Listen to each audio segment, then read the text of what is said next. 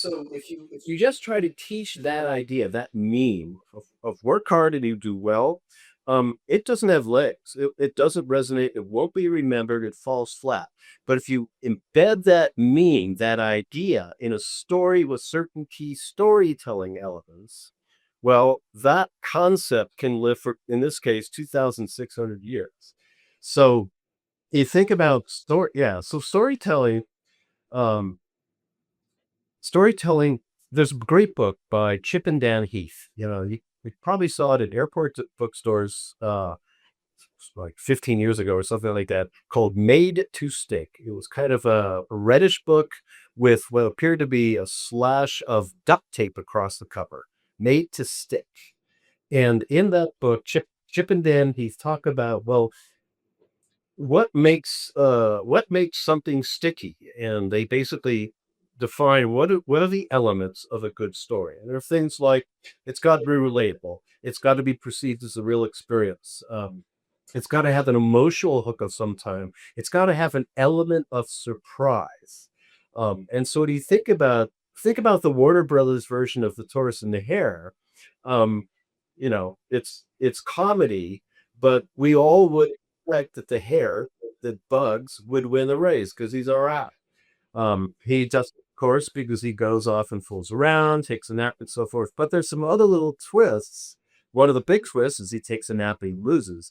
There's another little twist, which is it's fun. If you look at the still from um, the start of the race, the tortoise is cheating. He's over, he's already over this. The moral of this exercise is you really want somebody to be able to both remember something and, here's a kicker, retell it with high fidelity, high accuracy, wrap your communication in the form of a story, in the form of a story.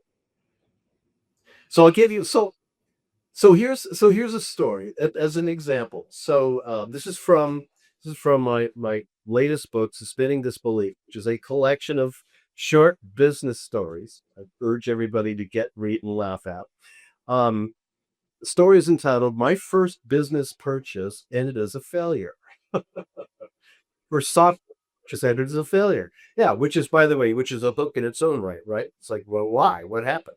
So, so I was a product manager back, and we were getting to the point, this is before Jira, but we were getting to the point where we really needed some way to track enhancement requests and bug tracking and all the other related and changes and so forth. We needed something to track others across a series of products. And I found a tool that looked good. I don't remember how much it was at the time. It was during the era of perpetual license software. So it was, the initial cost was fairly heavy. It was like 25 or 35,000 or so. This is back before the century. And and I thought I had built up what I needed in terms of here's why we need it.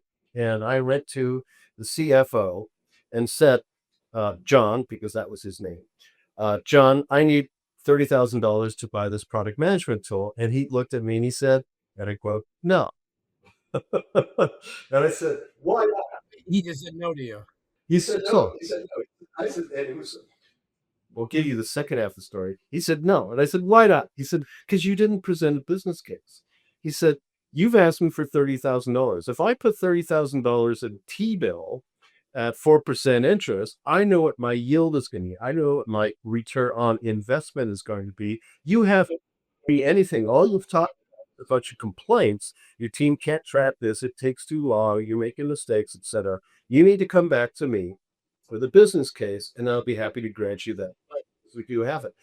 Now, the upside of the story is he was my mentor at that time, and he was fabulous to have someone who was the CFO as your mentor. We had we had a wonderful relationship where I taught him what we did as a business. We were providing tools for pharmaceutical scientists to advance discovery, and he had no clue what went in the lab. Small molecule chemistry and all that. He was like, "I come in. I have no idea what you guys do in the lab. Tell me what is this?" Well, so aspirin, I would tell him. And then in return, he taught me about things like how do you build a business case, um, it's the value of money over time, and on and on. So I went back. He said, "Here's how to build a business case. You said you're There's a lot of manual times, a lot of errors. Calculate the time, the errors, the impact of that, and translate that then to dollars, and let's see if the equation works. And I said, oh, and I went back to my desk, and about a day later, I had a solid business case, and he said, yes.